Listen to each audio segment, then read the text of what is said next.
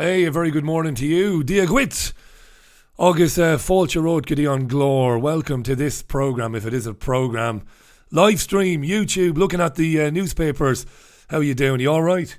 Absolutely belting it down in Salford and Greater Manchester this morning. It's been horrendous. And that's a weather forecast 3 weeks ago that they got right, because they said we'd have a month of rain in the northwest, and well, we're 3 weeks into it. It's been, apart from the odd break here and there, it's rained incessantly. Were the clouds seeded? Were they?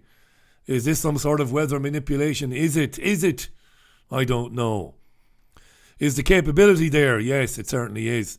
We might come on to that, because George Monbiot has been writing in The Guardian this morning about the climate and about weather anomalies. We might just have a brief word on that in a few minutes' time.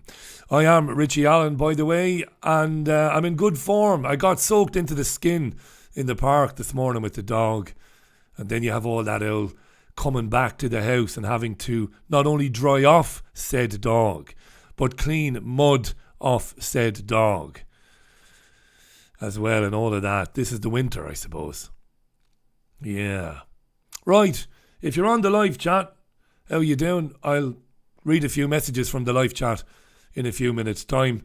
We'll just go straight to the front pages of the newspapers. Hey, listen, before we go to the front pages of the newspapers, it might not be just Donald Trump that's absolutely batshit crazy. Of course, it's not just Donald Trump. But those who surround him, his chief of staff, of course, his assistants, the joint chiefs, of course, they're all lunatics, aren't they?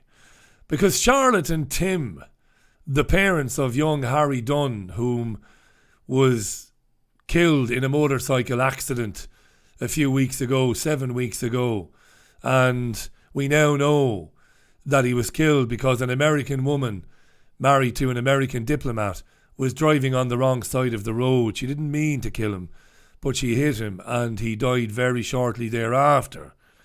The family wanted this woman, of course, to come back to England. She left the country, seemingly advised by her own government to do so, having given the UK police an assurance that she would stick around. Anyway, the parents are a bit devastated. Who wouldn't be really? And they've gone to the United States to look at their options there. And anyway, they got an audience with the Donald, the hairpiece. Yeah. They're crazy, these people. And they were under the misapprehension when they took the train to DC, to the White House, that the Donald would sit down and listen to them, explain why it's a good thing that Mrs. Anne Secoulis goes to the UK. And Donald went all Cilla Black, went all Phil Donahue, Geraldo. Well, you've waited a long time. You've travelled. She's travelled to be here too. Right next door, in that room, is Anne Secoulis. What did he think? That the family would go, oh, brilliant. Throw open the doors, Donald. Jesus wept. This is mad stuff now, even by the standards of, the madman himself. Yeah, apparently, without making any mention of this to the family, Anne Secoulis came to the White House as well and was sitting next door in a room waiting for the door to be thrown open by the Donald, where presumably she thought she would speak to the parents. They would discuss it, embrace maybe, and then they would get on with their lives. Well, you've travelled a long way to be here tonight. Would you believe it? Sitting next door. Holy fucking Jesus. Anyway, just after that, the parents, Charlotte and Tim, gave a brief, very brief statement to the assembled press, and here's just a little flavour of it there if you want to see it. I feel like we've got a little bit of progress. We didn't get the answers that we wanted. They couldn't tell us who made the decision to let her come back to the US. And he understands, or he seemed to understand, that that meeting needs to be with therapists and mediators in the room, and not just her and us. Did President Trump flatly rule out her returning to the UK? At the beginning, yes. But I do feel that at the end, when he said that he would try to push this from a different angle, there's that tiny little bit of hope. The frustrating part is, we've been saying since we started out on this mission to get justice for our son, that we would meet her. We are still more than willing to meet her, but we made it very clear that that needs to be on our terms, on UK soil, when she has faced our justice system.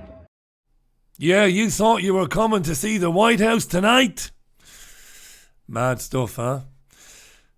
Yeah, anyway, let's have a look at the newspapers. The front pages. Oh, Christ. Surreal, huh? What did they expect the mother and father to say? Oh, brilliant. Right, here's the Guardian then.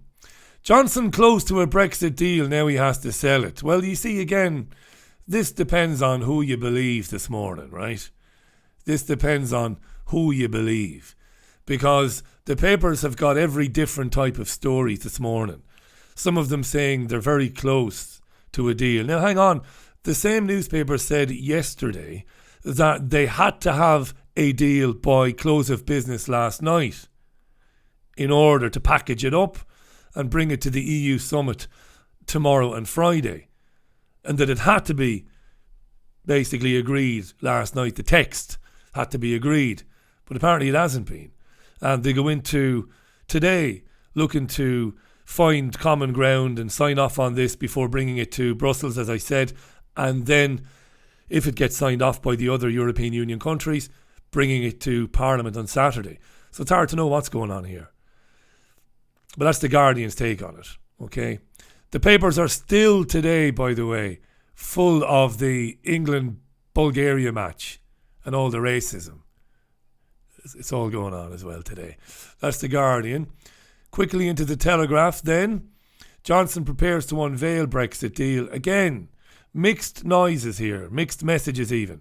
BBC Radio 5 Live this morning, their Brussels correspondent says, well, they're still not close to finalising something. And even if they are, there's going to have to be an extension anyway, because there isn't enough time left in the month to get it all done by October 31st. Right? Okay, that's the Telegraph. Now, the Telegraph is a Brexit supporting newspaper, and Boris Johnson often writes in it. So he does. Financial Times, Johnson pressed to yield more ground in race to find Brexit deal. Now, this is probably more accurate. Because again, commentators on BBC News this morning were saying that Johnson is basically agreeing to that which Theresa May, his predecessor, agreed to. But Johnson is giving even more ground to Brussels than Theresa May did. And this wasn't missed by a number of party leaders this morning speaking on UK media. Joe Swinson, the awful leader of the Liberal Democrats, pointed out that her source is telling her that what Johnson is going to present eventually this week to the UK people is even worse than May's deal. Now, May's deal would have left the UK as a vassal state of the European Union, not free of Brussels regulations, but with no say whatsoever, not that we have much of a say anyway.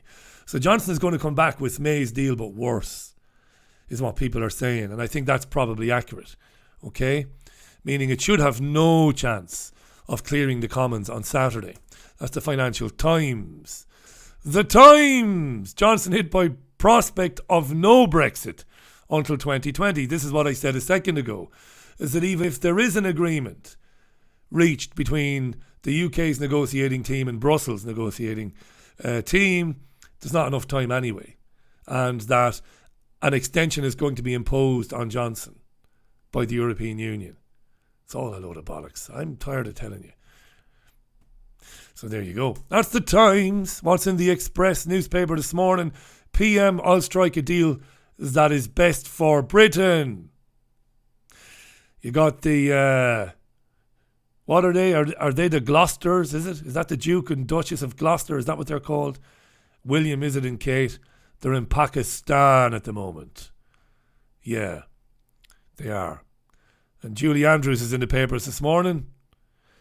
How I saved a Von Trapp child from drowning. Sound of music, huh? Musicals are gay. I hate musicals. They're not gay, of course not. But they are shite, aren't they? Is there any exception? Grease? Yeah. Chicago? Yeah. Musicals are shite. The Metro racists get a kicking. Do they? I don't know. That's the Metro. The Mirror. Ambushed. Racism shame exposed. The neo-Nazi plot to get the match abandoned, says the Mirror. Premeditated was the Heil Hitler signology or gestures. And stewards joined in. The stewards joined in. I hope that's true, because that makes me laugh, that if that is true. And UEFA want, well, according to the Mirror, they've responded weakly to it. But in other news this morning, in other areas of the news, it's claimed that UEFA, which is the European governing body for football, UEFA is going to crack down very heavily on racism. It's in the Mirror. Lovely. What's in the I paper? Taxpayers' PFI deals out of control. That's an exclusive according to the I paper. That's private finance initiatives. That's what PFI deals are. We would have said semi-state partnerships in Ireland in the past. It's privatisation by other means, basically. I've not read the story. I will have a look at it later on. It might be of interest for us later on, maybe. We'll have a look. That's on the I paper. The Mail. Breast test in your lunch hour. Offer mammograms near work to reverse screening crisis, demands official report. This is just scaring the bejesus out of young women. Scaring the bejesus out of them. You know, again, you're probably more likely to be killed in a plane crash than you are to get breast cancer. Don't quote me on that. That might be incorrect. But you get what I'm saying. Flying pianos. You might be more likely to accidentally swallow seagull shit dropping into your mouth on Brighton Pier and choking on it than you are to get breast cancer. It's all scaremongering. They're even suggesting that supermarkets, seriously, supermarkets have screening areas where you go along with your basket as a woman, need a bit of Dove body spray, bit of deodorant, yeah, need a bit of bubble bath, yeah, bottle of wine later on, some grapes, yeah, and I'll have a breast screening while I'm here. It's absolutely fucking mad. But you know, 'tis real. 'Tis real. That's the Mail. The Sun. Flight for life. This is nice. The young Tafida Rakib, the young girl whom was initially prevented by doctors in this country from travelling to Italy, where other doctors said they might be able to help her. She's a brain injured very young girl, and her parents fought in the High Court against the NHS for their rights as parents to take her to Italy. Well, she's in Italy now. She's in Genoa. The right decision was made there by the courts. No doctors should be able to tell any parents that they can't explore other avenues for treatment. And she's in Genoa. And Sky News has sent cameras with the family, and they're running some kind of a ongoing report. They're updating all the time what's happening with the kids, so it's an interesting one. So good luck to her family there. The Star. Stop tossing our little fellas. Dwarf throwing is cruel and inhuman, so stop doing it. A dwarf boss has said it's not big and it's not clever. Where does it go on now? Dwarf throwing. Stag do's, is it? Corporate do's. Corporate do's in the past. Corporate days out, dwarfs would put on the little helmet, put on the little body armour, and you would catch a dwarf by the back of his trousers and by the scruff of the neck and see how far you could chuck the little blighter. But apparently we shouldn't be doing that because it's just wrong. I've never done anything like that. And I'm going to be honest. And you know I'm very honest. I will discuss my foibles and my shortcomings, which are many. But I just couldn't do that. I couldn't. It is a bit demeaning, isn't it? But then, the darts walk-on girls will say, "Don't tell me what's demeaning." And maybe the dwarfs, maybe they earn good money from being chucked onto a bouncy castle. Is that how it works?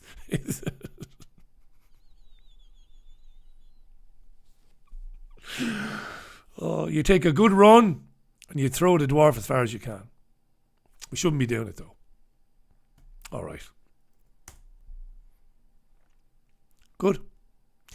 Right, quick few messages before we go in deeper into the newspapers.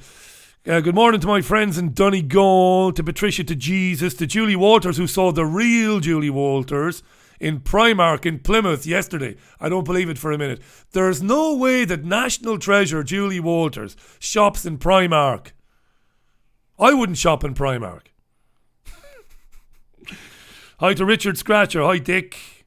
John Roherty. Morning, John. John the Insomniac like me. Good morning to Matt in Western Massachusetts. Matt, thanks for supporting the programme. You do that too often, Matt. Thank you. Once every now and then is enough, mate. Thank you so much. To Dean, to Richard Murray. How you doing, Rich? I've got to unhide so many of your comments. You sweary bastards. Stop swearing. Hi to Yarlin, to 2-6, to PBUH, to David, to Matthew Hughes, to Anne Gladman, to Gina Mills, Jessica Rabbit, Jamie Williamson in New Zealand, to Wide Awake Radio. Chris, I mentioned Chris, did I? To Sharon Gale, good morning Sharon, got your email, I'll read that story, that is interesting. Sorry for not replying to that. I always mean to, or I'll reply to that now in a few minutes and then I just forget. Thank you, Sharon. I to Trailer Trash, like people who know who they are. Trailer Trash. Hi to Schindler's List. Guten Morgen. Guten Morgen, mein Freund. Wie geht's? Sehr gut.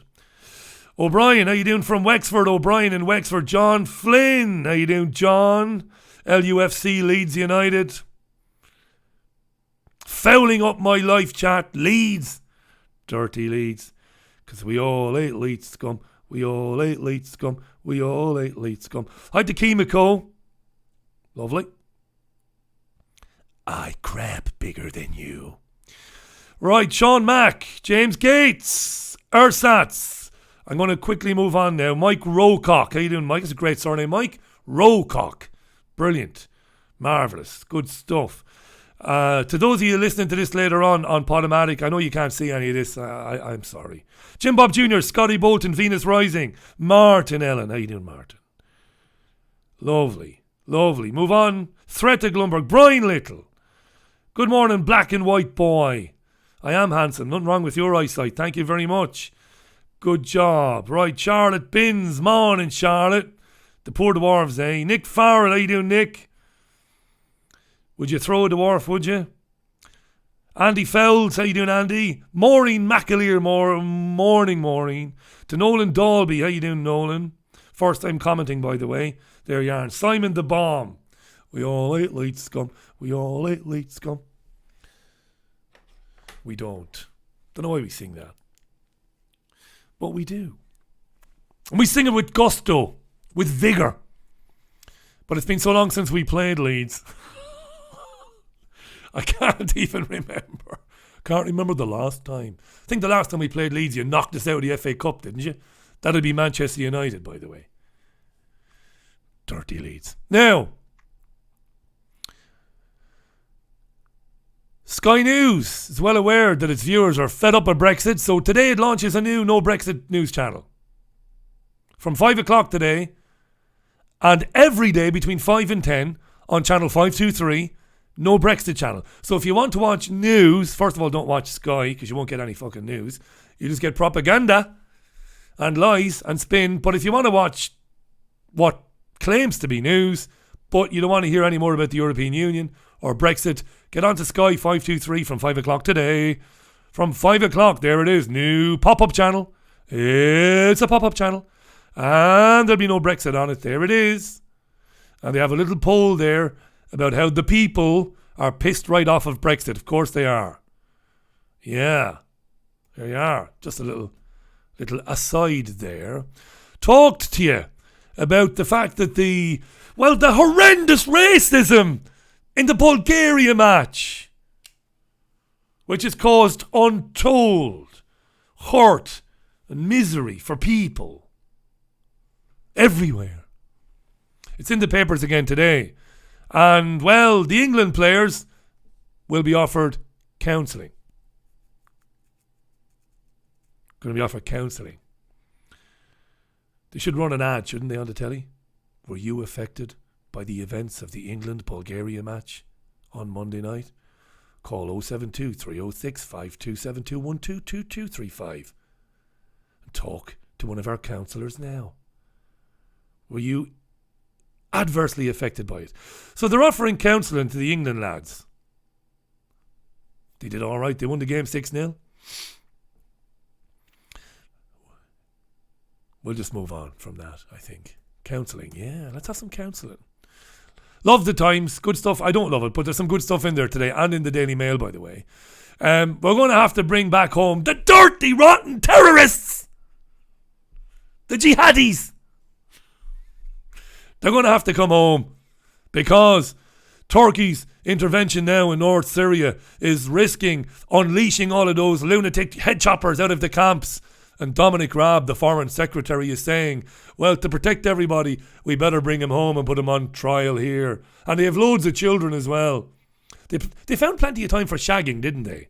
In between all the burning and beheading and general mayhem that the Islamic State brought to Syria and Iraq, they found plenty of time for shagging. Loads of time. I suppose in the desert, you can't get Breaking Bad in the desert, or The Sopranos, or whatever. You can't get your cable right, so you've got to just shag like rabbits in between all the mayhem. How you could find a libido after you've filmed yourself beheading people and doing unspeakable things to them, how you could find it within yourself to sprout an erection, I have no idea. But there are loads of children. And Dominic Raab is saying, get them all home, bring them all home. Bring them back alive. There they are. There's some of the young children there. You're never more than a couple of feet away from an ad for Coca-Cola, are you? Huh? There you go. Jihadis. Bring them back. The far right are going to love it. Bring them all back. Of course they'll bring them back because, well, it feeds into the divide and conquer agenda. Of course they'll bring them back because they want us all to kill one another over things like this. They want us all to be at loggerheads over stuff like this. What they don't want us discussing is who funded, armed, trained and breathed life into the jihadi longlegs. Who gave them life? Who invented them? Who produced them? Well, it was our governments. It was our intelligence agencies. Sure, it doesn't matter, does it? Nobody has a sense of humour anymore. This is in the Daily Mail. Teacher was sacked for joking to Jewish primary school pupils. If you don't finish your homework, I'll send you off to the gas chambers. Not in the best taste, admittedly, right? God love her. This is Newbury's primary school. It's up here, is it? Is it in Manchester, is it? Is it? Is it? Is it? Is it, I said? Is it? And she was sacked. Finish your homework or I'll ship you off to gas chambers, lad. Have you finished your homework? Finish it or you're off to gas chambers. And, well, she then asked them not to tell their parents. So she did have some sense of understanding of what she had said. But they did tell their parents. And the parents demanded that she be fired. And she was fired. It's a bit of a shame she was fired, really. I mean, it's not Manchester, Hertfordshire. I mean, they could have said, hey, listen, whatever her name is, Mrs. whatever, right? Not in the best of taste, that. Don't make reference to sending people to gas chambers again. And maybe they could have given her a bit of a slap on the wrist, but there's no tolerance for anybody anymore, you know. Nobody's allowed to make a mistake or to slip up or, you know. I mean, if I'm Jewish, I'm going along with the parents. I'm saying, hey, come on, you know, give over, you know. But don't fire her. But they did. They fired her.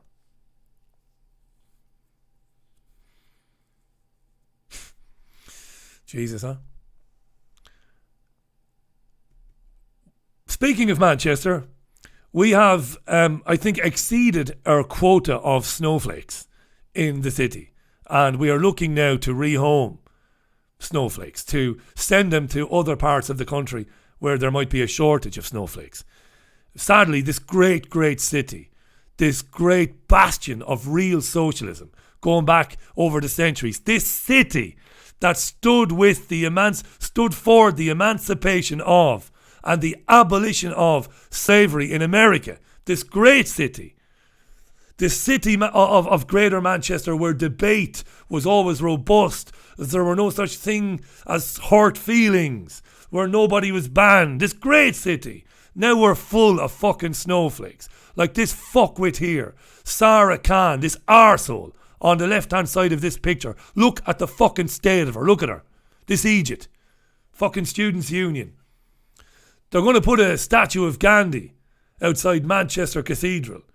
But these morons who spend their fucking lives looking for things to denounce because, well, we can't have an effigy of this person, we can't have a painting of this person because, you know, at one time in his life, you know, he said this and that was offensive.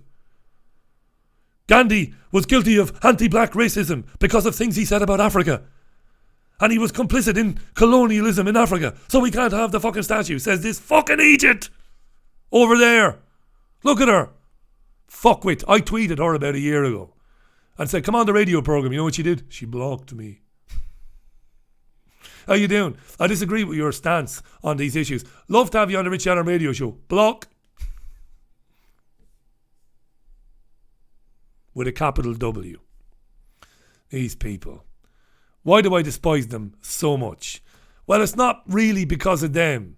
This is the thing. I despise them more because society tolerates them. It's the establishment I've got a problem with more than complete morons like Sarah Khan, as is this woman's name. And she's just one of many. It really fucking boils my piss that they're not just laughed out of town. That's what should happen. But no, don't laugh them out of town. I'm fucking serious, this. They've written an open letter to Manchester City Council. No statue of Gandhi! No statue of Gandhi! Ah! Will they get their way? I don't know. We'll see, won't we? If they don't get their way, they'll probably deface the statue or damage it anyway. Because they're crazy, these people. And do you know what they are as well, these people? Ultimately, do you know what they are? It's not nice now, but I'm going to say it anyway.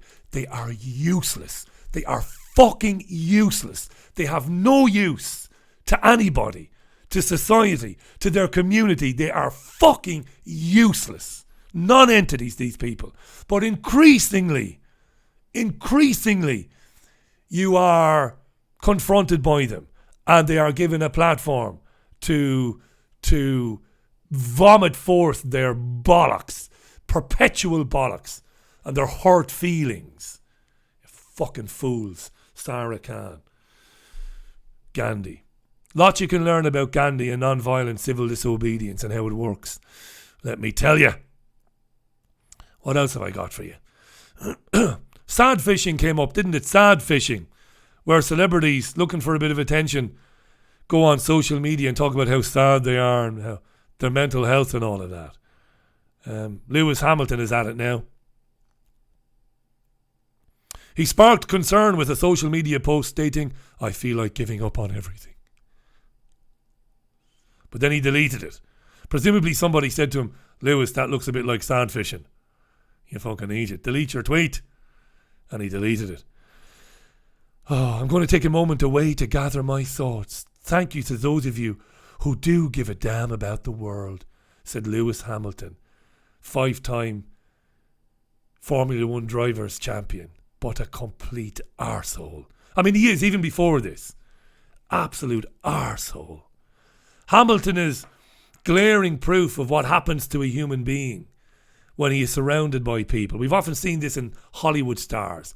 They become detached from reality when surrounded by people who clean their fucking toenail grime for them, who put their shoes on for them, who run around fetching them things, who tell them morning, noon and night how amazing they are. They lose complete touch with reality and become megalomaniacal like this fucking idiot. Watch his interviews after the races. Arsehole. Oh, it's terrible. Being me. Fuck off. Give me a break. Yeah, sad fishing. That's an example of it right there. What else do I have for you? Oh yeah. George Monbiot in The Guardian today. Today I aim to get arrested. It's the only real power climate protesters have, says George. Who, well, he's a trooper, is George, as far as the agenda goes, to convince people that we are only years away from the apocalypse. George is a real trooper. You know, he's in the trenches, constantly telling his readers that, well, it's game over. You know, we have to take radical action, decarbonise the whole world. There's George, and George looks like a bit of a fucking idiot today, though, because this is in The Guardian this morning, and, well, he won't get a chance to get arrested because the police have cleared Extinction Rebellion out of London using a Section 14 notice. And apparently Extinction Rebellion are taking the police to court this morning to get an injunction against the police because they say their right of protest has been, well, trampled all over by the police. So George might find himself in London all by himself today, trying to get arrested. Dickhead. What a fucking... Yeah, there he is. I hope to be in a police cell a few hours after this article, this column is published. I hope to be in a police cell. I don't yet know what the charge will be. He's great, George, you know, he's great. What a human being he is. He's doing it for us. There he is. Nowhere on earth does government action match the scale of the catastrophes we face. Do you think that people like George Monbiot, do you think they know about weather modification? Because that's what not Extinction Rebellion, these people, they don't know anything about that. But the real powers behind the climate agenda, they obviously have been and do use weather manipulation. At the outset, excuse me, I don't have any tissue. At the outset, before all of this stuff, they engineer weather catastrophes. We know they can do it. We know they have been doing it. So they do it, and then they go, see, look at that storm, see, right? But of course, ignorami, like the general population, they don't realise that the storm wasn't natural. Or may not have been. Because obviously some are, but may not have been. Do you think guys like Monbiot know what's going on? I don't know. I have my suspicions, but without having any evidence, I should shut my mouth, is what I should do. He's going to get arrested, but he's going to find it difficult to get arrested today because the scruffy, dirty protesters are, for the time being anyway, gone from London. They're gone. Marvellous. That counselling line number again for those of you affected by the Bulgaria game, 0723 626 5252 11 and 22256. Phone up. I was horribly offended and hurt by the chanting. So I was. What's that stupid picture doing there on the left-hand side? NASA have said these are the spacesuits that will be worn on the 2024 moon mission. There they are. The orange one will be worn in the spaceship, and the white one will be worn on moon. The white one will be worn on moon. Going to send Rebecca Long Bailey to the moon. Get Rebecca Long Bailey into a spaceship. Houston, we have a problem. Rebecca Long Bailey here. What else is there? Twitter is revising its rules for political leaders and how it deals with breaches of its rules by people like the Donald. This is in The Guardian today. You can read this for free online. Twitter lays out rules for world leaders amid pressure to rein in Trump. Okay? It's all there. I won't get into it in any great depth. Okay? But this is marvellous. And it talks quite a bit about fake news and leaders making statements that are false. And when they do, what is the responsibility of the social media owners? This is very interesting, of course, and it's very, very important.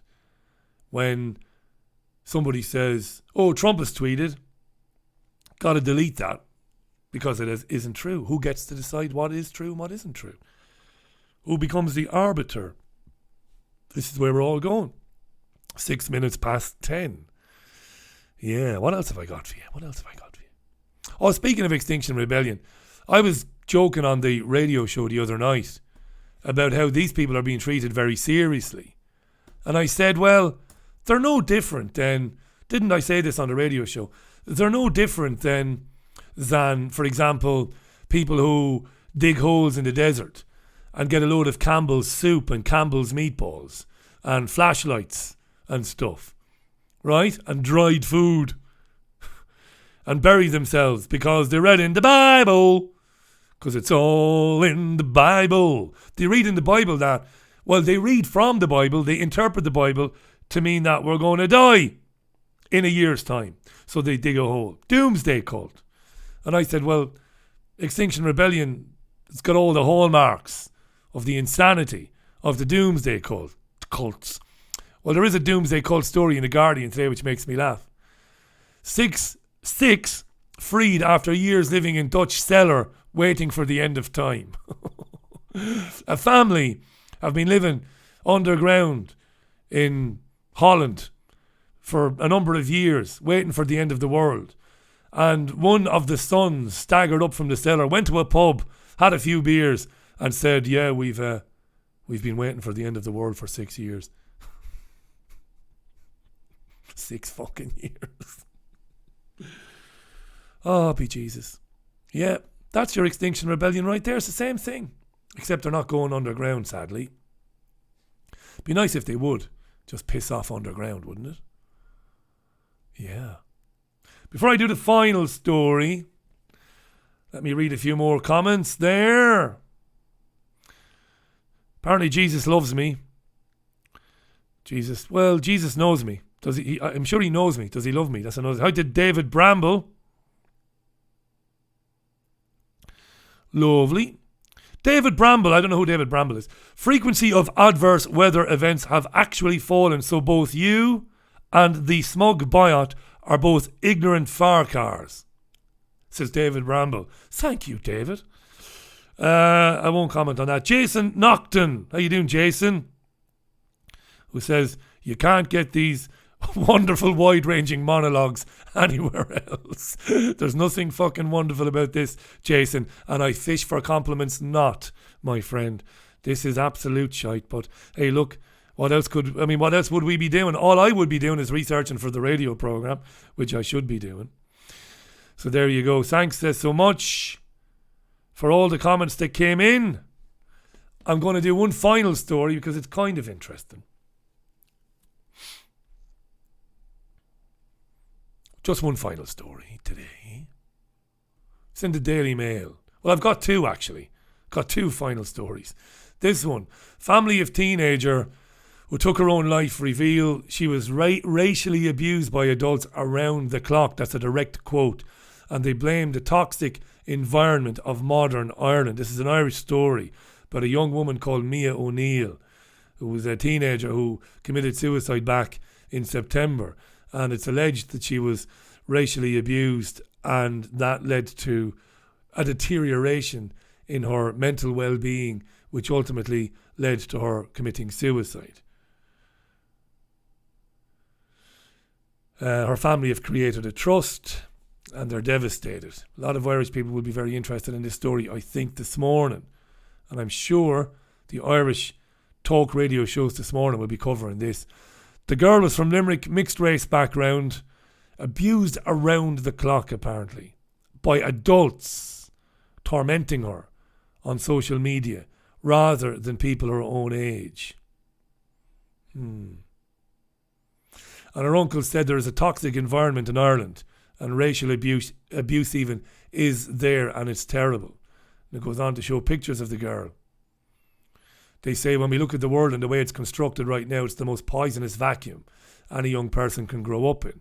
There's a picture of the young girl. Looks like she has it all going for her, right?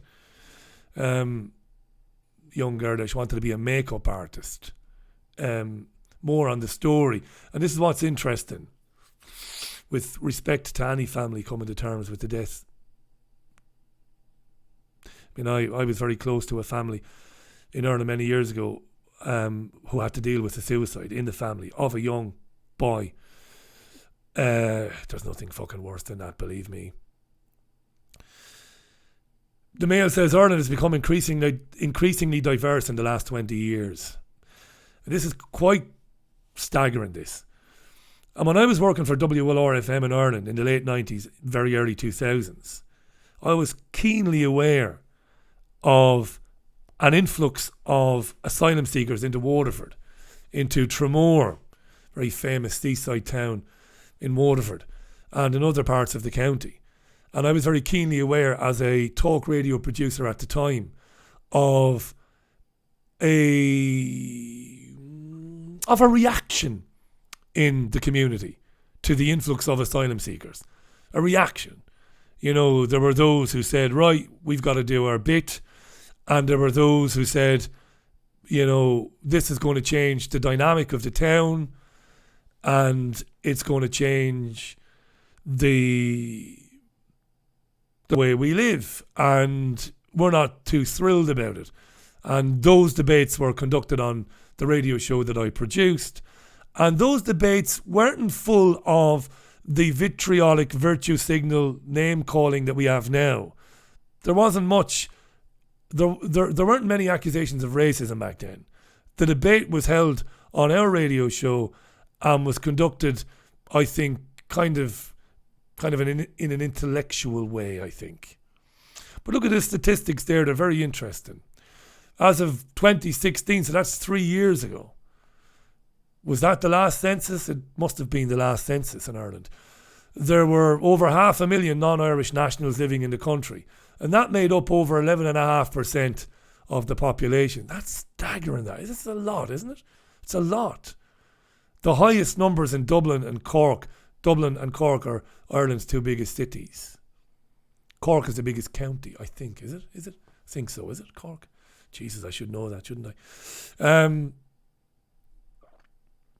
Yeah.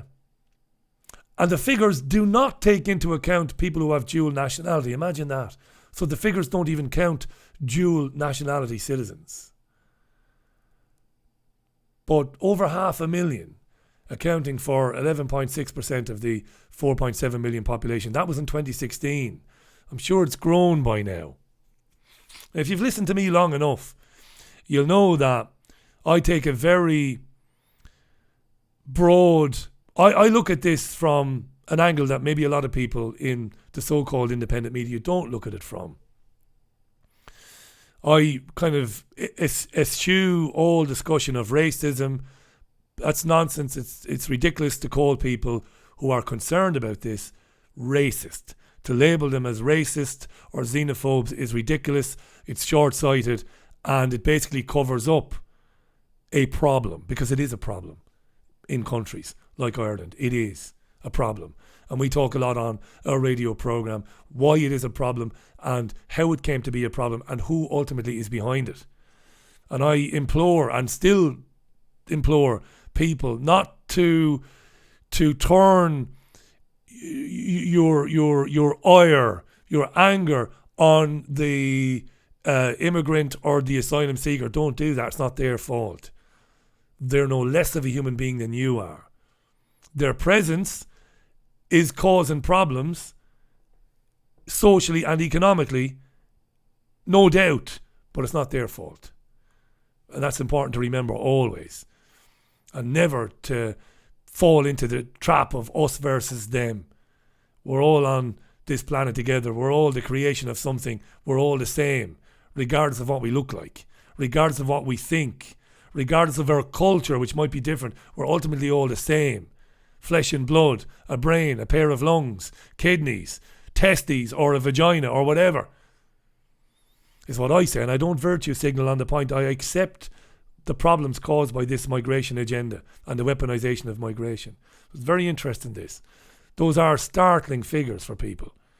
You know, your country is now made up of more than 11.5% of people of colour or people of other ethnicities. Right? There is no greater vassal state of the European Union than the Republic of Ireland, in my opinion. So that's a big story, that.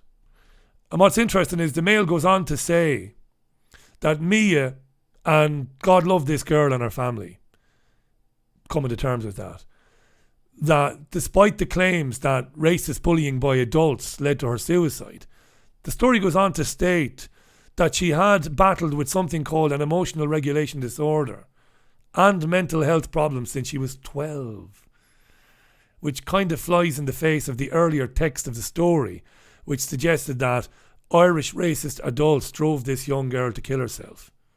Make up your mind, I would say to the Daily Mail, which is it? And that's not to in any way insult or offend anybody connected to that young woman. These are mad times, folks. You know, these are mad times. It's 17 minutes past 10, and finally today, Jean Ann sent me this morning. I do read the Daily Mail in any case, but thanks, Jean Ann. This makes me laugh. Ed Solomon wrote the book that became the film Men in Black. And there he is on the left there, and there's Tommy Lee Jones and Will Smith, who is being featured this week on Sky Television as they're featuring his films. He's made some excellent films, Will Smith, hasn't he? He's made some shit films as well, let's be honest about it. But he's made some great films, and he seems to be a fairly funny bloke. Men in Black, Ed Solomon was sitting in a cafe, and a couple of women next to him were having a chat about the origins of Men in Black, the film. And he said to them, hey, listen, I can clear that up for you if you want. And one of the women said, I don't need any old guy mansplaining to me. Jesus Christ. Don't need any old guy mansplaining. Is that what we're becoming, human beings? Are we being reduced to that level of narcissism that if you don't know something, how dare anybody tell you? How dare anybody say to you, I know something you don't, and I can help you out, particularly if it's a white man and male privilege. How dare you? Anyway, ignorance is bliss. We do not need an old white man's mansplaination. I learned something new today because I didn't realise that Men in Black was based on a book. I thought it was based on a comic book series. You see? And you thought I was intelligent. I'm just as thick as everybody else. I didn't know that, right? I just didn't know. I didn't know. But I don't think I would have said, hey, I don't need you mansplaining. I would have said, really? And you wrote the book, did you? Wow, Jesus, that's me educated today. Crazy world we're living in, huh? This is what people are becoming. So he's tweeted out about it anyway in a funny series of tweets. You can read about it on the Daily Mail's website, dailymail.co.uk. Don't need anybody mansplaining. Do you hear me? Mansplaining. Right. That's it for this nonsense. Thanks for watching it again, you crazy kids. We'll be back. I'll be back with you on the Richie Allen radio show at 5 p.m. today. Now, I have to speak to or indoors, but I think I have committed to attending some event to do with the company Caroline works in. If that's the case, it might be a slightly shorter radio show, but it will be a radio show packed full of information and news, and it will be at least an hour long, but I'm not sure. I don't know if it's today or if it's tomorrow. It might even be Friday. I don't know. It's in diary, but I've not got diary to hand. We'll see how the day pans out, but I've got loads to tell you about later on, in any case, in any way. Right, love you and leave you then. Thanks for participating on the old live chat. And have a good Tuesday. We're told in the northwest it will brighten up somewhat as the rain band pushes east towards the east of the country. And we'll get a little bit of sunshine apparently in the afternoon. Let's hope so, eh? I'm going to get dressed now for running. Have a run. Come back and do some work. I'll speak to you later on. Bye for now. Enjoy your Wednesday. It is Wednesday.